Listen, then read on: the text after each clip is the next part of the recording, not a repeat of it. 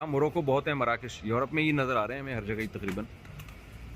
क्या नाम है इस मस्जिद का? मोस्के दु पागी कहते हैं पेरिस को।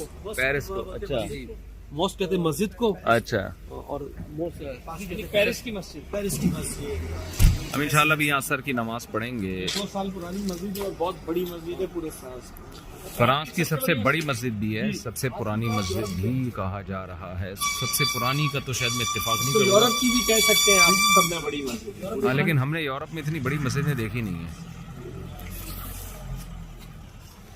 और देखें जी किनारों से, वाह, ओ बाप रे बाप, ये मीनार इसी मस्जिद का है माशाल्लाह, है जी? वाह टाइट यार।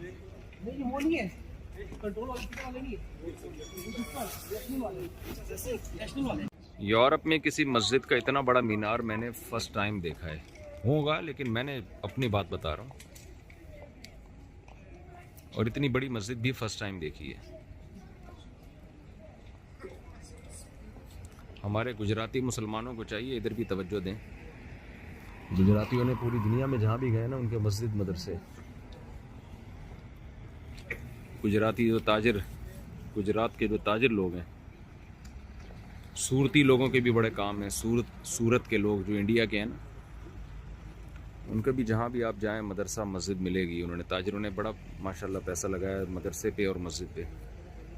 ये मराकश के मुसलमानों की बनाई हुई 100 साल पुरानी मस्जिद है जी। ये मस्जिद के साथ आप घर देखें कितने खूबसूरत हैं।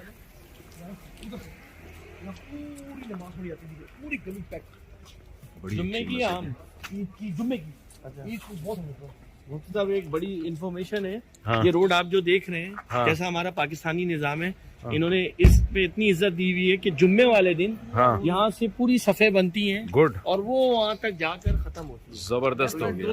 दोनों गलियों में। वाह।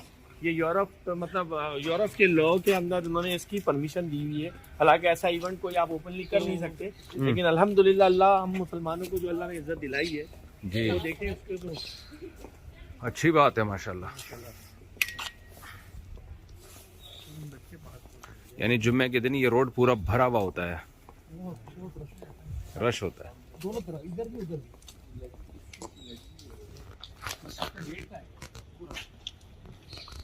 देखिए इसकी प्लेट लगी हुई है, ग्रैंड मॉस्क डी पेरिस। अंदर से भी बड़ी खूबसूरत मस्जिद है यार। एंट्रेंस देखिए कितनी, एंट्रेंस बहुत अच्छी है। अच्छा, यहाँ लाइब्रेरी भी बनाई हुई है मस्जिद वालों ने, पीछे इस्लामी किताबें हैं उसमें। आ जाए, कौन है? तस्वीर ले लो भाई। अफगानिस्तान स्टेशन, सही है, जल्दी जल्दी करें। चलो भाई, ठीक है जी, अस्सलाम वालेकुम। अच्छा, यहाँ आप देखें बड़ी खूबसूरत मस्जिद है यार। बादशाही मस्जिद है हमारी। देखें आप, ये कितने 100 साल पुरानी मस्जिद है। 100 साल से ज्यादा पुरानी है कह रहे हैं। मुगलिया तर्ज पे बनाया हुआ है, बीच में गार्डन, चारों तरफ नमाजों के औकात। अच्छा, यहाँ ख़वातीन भी स्काफ में आती हैं नमाज़ पढ़ने के लिए, कोई पाबंदी नहीं है ख़वातीन पर मस्जिद में आने पर। ओ माज़रत, टक्कर हो गई।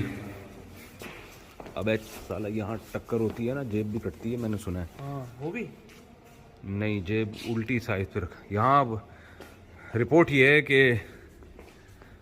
जेब कुतरे भी बहुत हैं, और मुझे पहले लोगों ने बताया था बेटा कोई टक्कर मारेगा।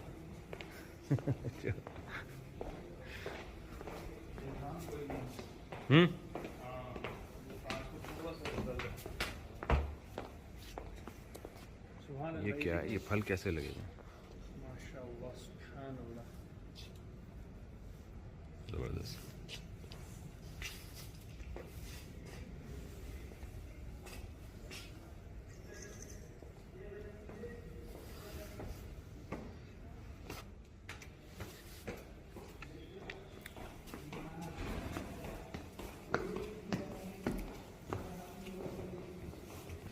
सही डेट पता चल रहा है कितनी पुरानी मस्जिद है। कोई कुतुब फतवा लिखा हुआ हो कोई।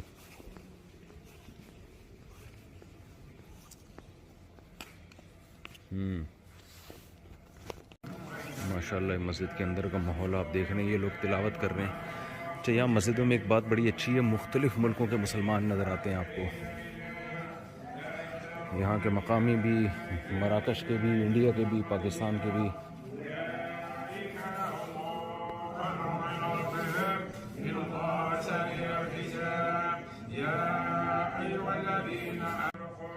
हमने असर की नमाज़ पढ़ी है। ये अरब लग रहे हैं मराकश के जो तिलावत कर रहे हैं।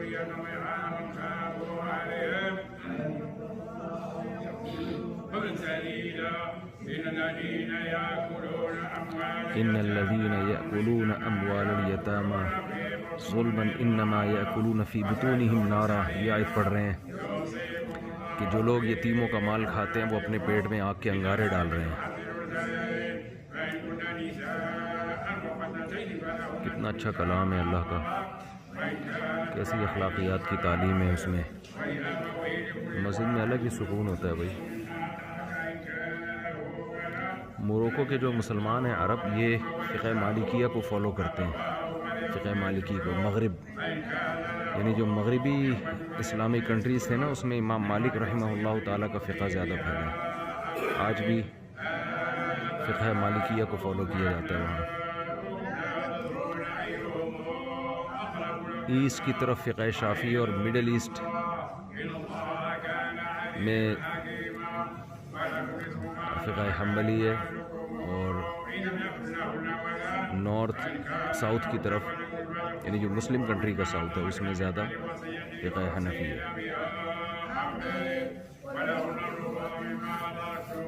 और इन चारों फ़ुक़हा से जो अहकाम साबित हैं, मसाइल साबित हैं, उन सब की असल हमें कुरान और हदीस में मिलती है। यही वजह है कि इनके फॉलोअर्स भी और ये अइम्मा भी एक दूसरे का बहुत एहतराम किया करते थे। और जितने नमाज के चारों मकातब फ़िक्र में तरीक़े हैं, सब के सब कुरान और सुन्नत से साबित हैं। किसी एक को भी ये कहना कि यही सही है, दूसरा 100% गलत है, ये बिल्कुल गलत बात है। आज एक बहुत बड़ा तबका ऐसा वजूद में आ गया है जो कहता है जो मैं जो कह रहा हूँ बस वो ठीक है, बाकी कुरान और हदीस किसी ने समझा ही नहीं है। इमाम अबू हनीफ़ा, इमाम मालिक, इमाम शाफ़ी, इमाम अहमद इब्न हम्बल, इन चारों अइम्मा को पूरी दुनिया में फ़ॉलो किया गया है। आप दुनिया में जहाँ भी ट्रैवल करेंगे तो या तो आपको फ़िक़्ह हनफ़ी नज़र आएगा, या फ़िक़्ह मालिकी नज़र आएगा, या फ़िक़्ह शाफ़ी नज़र आएगा, या फ़िक़्ह हम्बली नज़र आएगा। पूरी दुनिया में मुसलमानों की खिलाफतें, हुकूमतें इन्हीं चारों फ़ुक़हा के मुरतब करदा फ़िक़्ह पे चली हैं। और ये फ़िक़्ह कुरान और हदीस ही का निचोड़ है, कोई तौरात इंजील से नहीं अख़ज़ किया गया। ये आज नए नए स्कॉलर्स मार्केट में आ रहे हैं और कहते हैं हमने जो कुरान हदीस समझा है वो ठीक है, बाकी गोया घास खा रहे थे।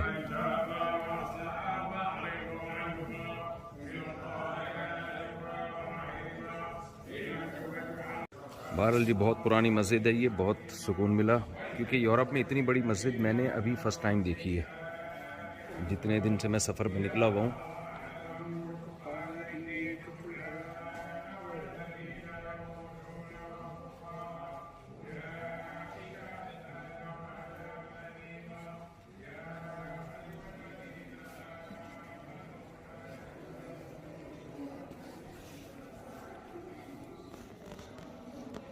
यहाँ माशाल्लाह स्काफ में, पर्दे में बहुत सारी ख़वातीन भी नमाज़ पढ़ने आई हुई थी। ज़्यादातर हमें अरब ख़वातीन नज़र आईं, क्योंकि वो जो बात कर रही थी अरबी में बोल रही थी, उससे हमें अंदाज़ा हुआ। और ये पाकिस्तान और इंडिया में कोई मसला है कि ख़वातीन को मस्जिदों में नहीं आने दिया जाता, बहुत सख्त पाबंदी है। मस्जिद के करीब फटकने की भी ऐसा लगता है इजाज़त नहीं है। इससे आज इस ज़माने में बहुत नुकसान हो रहा है, ख़वातीन बहुत दूर हो रही हैं दीन से। इस ज़माने में ख़वातीन का मस्जिद से रिश्ता जोड़ना बहुत ज़रूरी है, इस पे हमारे यहाँ गौर होना चाहिए। ये हम मस्जिद से बाहर आ गए हैं, यहाँ सारे अरब भी हैं, अरबी औरतों में अरबी हैं।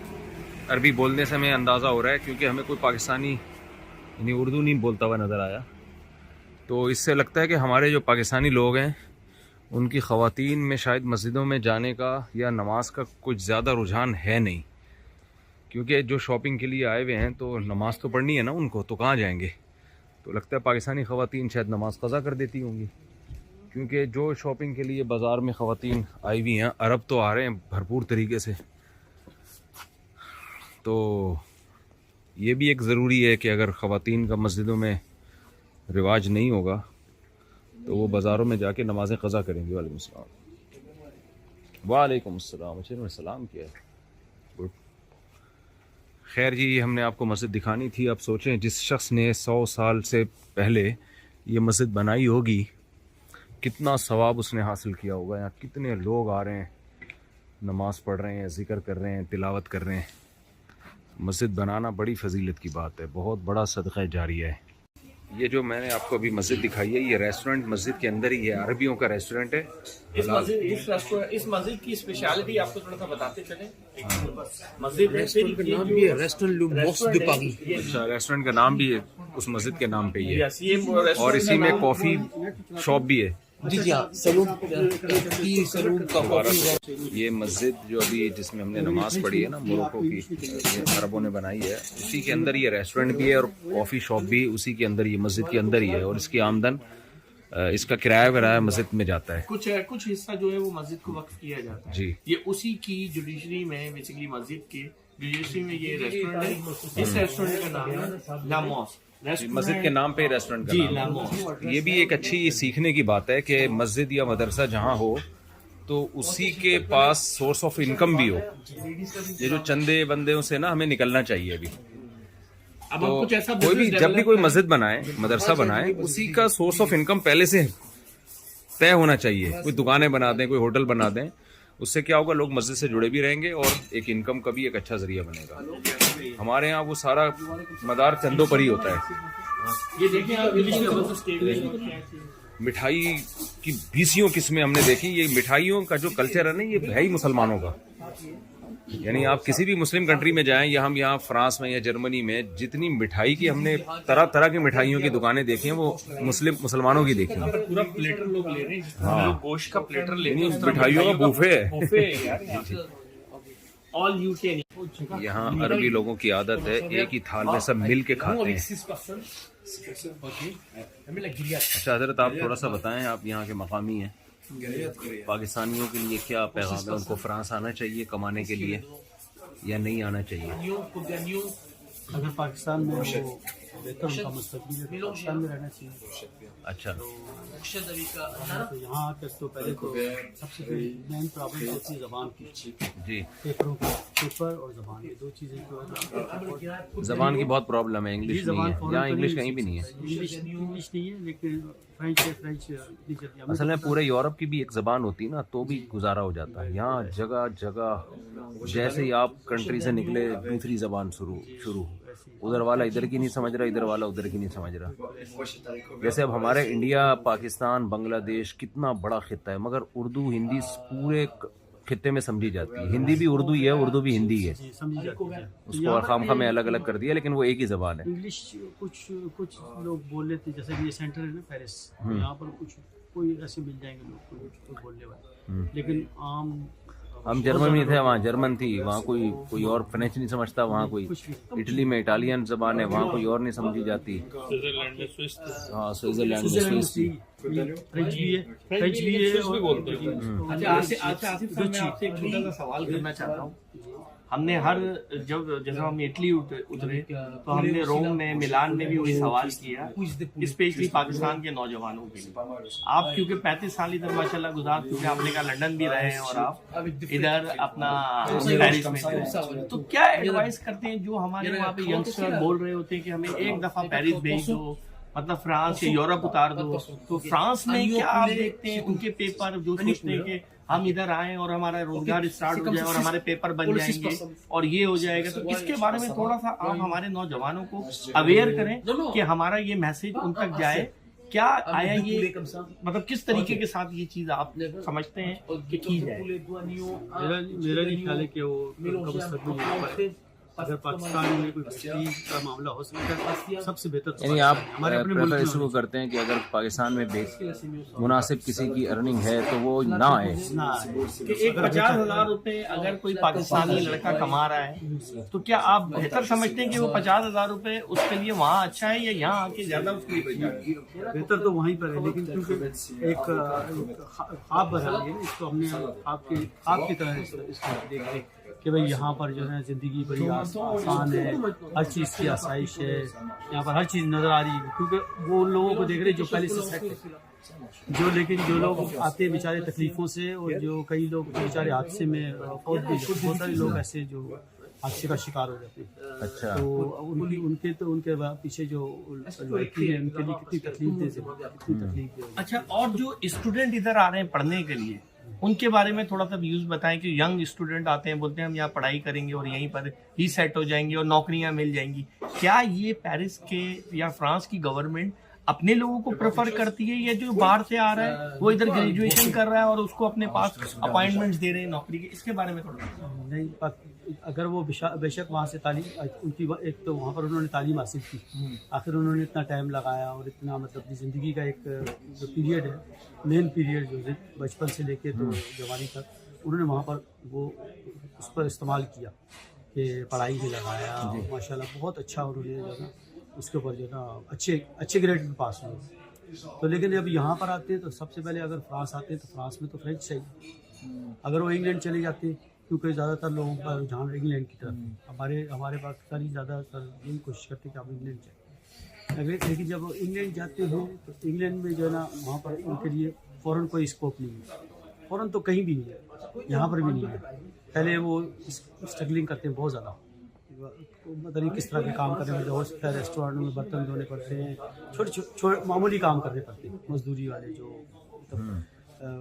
सफाई वाले नहीं होते, अच्छे काम नहीं। आपका कहना यही है कि आए अपनी आला एजुकेशन वो करें और वापसी जाएं, अगर और अपने मुल्क की तरक्की में साथ दें। अगर उनके पास कोई अच्छा है ना, कि उनको नौकरी के तौर पे यहाँ पर आ रहे हैं, उनको पहले से यहाँ पर वो लेकर आए कि भाई आपको हम फलाने जॉब के लिए बुला रहे हैं, तो फिर तो ठीक है। यानी यहाँ आके तो जी तलाश न करें, पहले से अगर कोई यहाँ अगर उनके जुगाड़ पास हो जाता है, जी कोई अच्छी पोस्ट मिल जाती है, फिर तो आए। जी यहाँ इस उम्मीद पे आए कि आके हमें पता नहीं क्या यहाँ कोई खजाने दरियाफ्त हो जाएंगे, ऐसा नहीं होगा, बर्तन धोने दरख्तों वाला पड़ेंगे। जी, दरख्तों वाला काम नहीं कि दरख्तों से पैसे तोड़ के तो जी ऐसा जी, कुछ। तो आपकी गुफ्तगू से हमने ये अंदाजा लगाया कि हमारे जो यंगस्टर हैं पाकिस्तानी, वो एक कोशिश करें कि अपने मुल्क में रहें, उधर ही मेहनत करें और उधर ही अपनी रोजगार को देखें। लेकिन कोई भी नहीं पसंद करता। जब भी आप अगर किसी से कहेंगे ना कि भाई आप वहाँ पर रहें, और वो कहेगा खुद तो वहाँ रहते हैं, और हमें जो है ना एडवाइस करें कि वहाँ वहीं रहे। और लेकिन वैसे आप एडवाइस यही करते हैं कि वो वहाँ ज्यादा फायदे में रहेंगे, अपने मुल्क में ही अपने रहेंगे, मुल्क में अल्लाह ताला अगर उनको कोई बेहतर रोजगार देता है और उनका बेहतर तो वहाँ ज्यादा फायदे में रहेंगे। रोजगार में कितने पैसे आप समझते हैं कि पाकिस्तान में अगर कोई लाख रुपए कमा रहा है तो वो यहाँ ना? 50,000 लाख रुपए से वहाँ पर गुजारा होकर, अगर उसका गुजारा हो रहा है, क्योंकि बिल्कुल। कई बचत दफा नहीं ऐसा हो रही, होता बस गुजारा हो है जी, कई दफा ऐसा ना कि आपके लिविंग स्टैंडर्ड जो है ना, लिविंग स्टैंडर्ड जो है ना वो बहुत हाई होता है। तो जब वो हाई है तो फिर उसके मुताबिक कि आपको फिर उसके नहीं तो यहाँ आके उस हाई में फिर वो सुकून तो नहीं मिलेगा नहीं, ना कभी भी उसको। नहीं मिलता। कई लोग तो बहुत बेचारे यहाँ पर आके तो तकरीबन आप 2 साल से लेके 5 साल का अरसा आपने यहाँ पर एक टेंशन में गुजारना है। बिल्कुल पी कटनी, पी जिस तरह कहते हैं ना ये पंजाबी, पी कटनी, ये पी कटनी ये मेरा ख्याल है इसके लिए ही अच्छा है कि विजिट करें, आप आएँ, घूमें फिरें और देखें स्टे दुनिया अपने में। कंट्री में ही करें आप। जी हाँ, अगर नहीं, अगर आपको यानी यहाँ पर- रहें आप वहीं पर, घूमने फिरने आए आप, घूमें फिरें, रहें यहाँ पे, जी, देखें दुनिया को, पूरी दुनिया जाएं आप, अगर अल्लाह ने आपको वसाइल दिए। बेशक रहना अपने कंट्री में ही चाहिए। चाहिए, बेहतर तो यही है। लेकिन क्योंकि जिस तरह के हमारे हालात हैं, तो वो भी हम उस पर भी हम यही कह सकते हैं कि अल्लाह ताला बेहतरी का मामला फरमाए। ठीक है चलें जी। हम अभी मगरिब के लिए दोबारा इस मस्जिद में आए, जमात से नमाज़ पढ़ी हमने, बहुत खूबसूरत तिलावत की। अरबी इमाम थे मराकश के, बड़ी प्यारी तिलावत, लेकिन मैं रिकॉर्ड नहीं कर सका क्योंकि जमात खड़ी हुई थी। आप यहाँ कोई रफ़ुल दैन के साथ नमाज़ पढ़ रहा है, कोई बग़ैर रफ़ुल दैन के पढ़ रहा है, कोई हाथ छोड़ के पढ़ रहा है, कोई हाथ बांध के पढ़ रहा है। सब तरह के लोग हैं, कोई फड्डेबाजी नहीं है।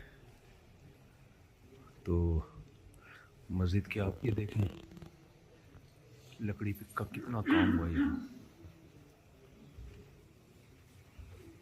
और हाथ छोड़ के भी लोग नमाज पढ़ रहे हैं यहाँ पे। मालिकिया जो है ना, इमाम मालिक रहमहुल्लाह ताला, उनकी राय ये थी कि हाथ छोड़ के नमाज पढ़ना सुन्नत है। ये देखिए हाथ छोड़ के पढ़ रहे हैं ना अभी भी।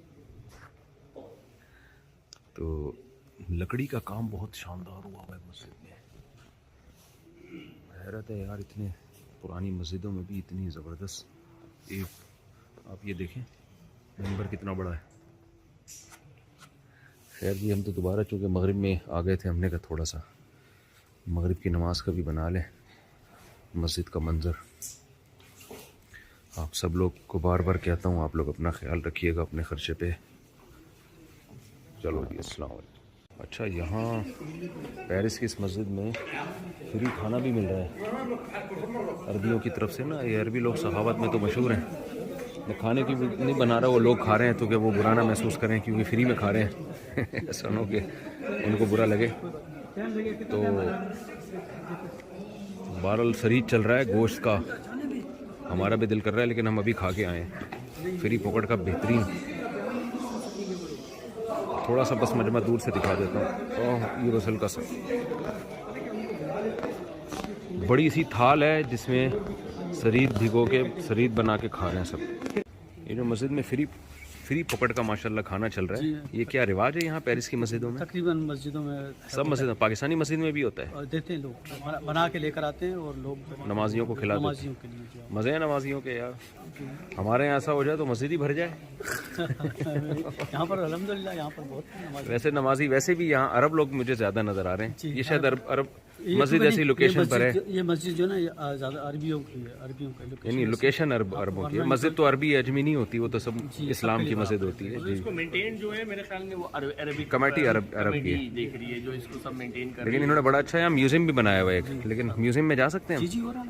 तो क्या है उसमें, ज़रा दिखाएंगे आप? जी आइए ना, आप गए? बड़े वाह, हमें तो बताया नहीं। अच्छा, वो इसको बने हुए।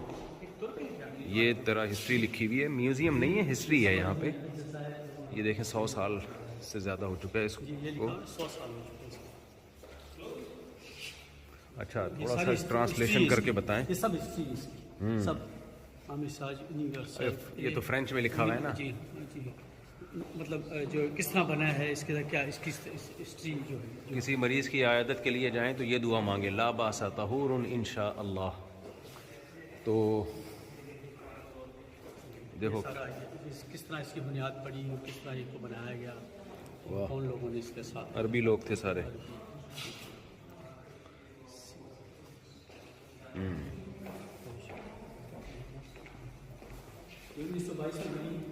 1922 में। हाँ 1922, तो पूरे 100 साल हो गए। जी ये इसकी हिस्ट्री, ये इसकी प्रोजेक्ट इसका 1922 में बनी थी। 1922 सुभान अल्लाह, पूरे 100 साल के बाद अल्लाह ने हमें यहाँ आने की तौफीक अता फरमाई। सीधी बेल अब्बास, पता नहीं फ्रेंच में क्या लिखा हुआ है। चलो बस ये भी हो गया।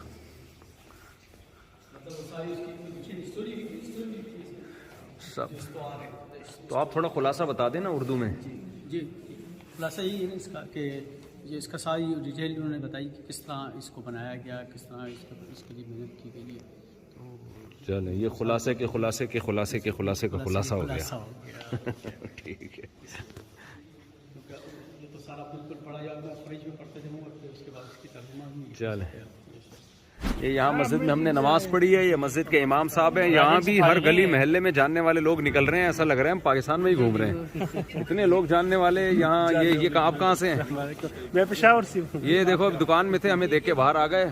बहुत, ये भी माशाल्लाह अभी हमें मिले हैं, कह रहे हैं। आप कहाँ से हैं जी? गुजरात के पास हमारा गांव है लोसर। आप कितने साल हो गए यहाँ फ्रांस में, पेरिस में? 32 32 और ये आपको पेशावर से आपको कितने साल हो गए? मेरे इधर 15 साल हो गए। 15 साल हो गया है। पश्तो भूले तो नहीं? जब भी बात करते हो अपने बच्चों को अपनी जबान सिखाना, यहाँ की भी सिखाओ लेकिन अपनी जबान से रिश्ता नहीं तोड़ना। कभी नहीं तोड़ेंगे। हाँ। आपने जुबान ही सिखाई। हाँ, उर्दू भी सिखाओ, पश्तो भी सिखाओ। खुशी हो गई है। अल्लाह जज़ाए खैर दे। इधर सारा दिन आपकी वीडियो देखते हैं अल्हम्दुलिल्लाह।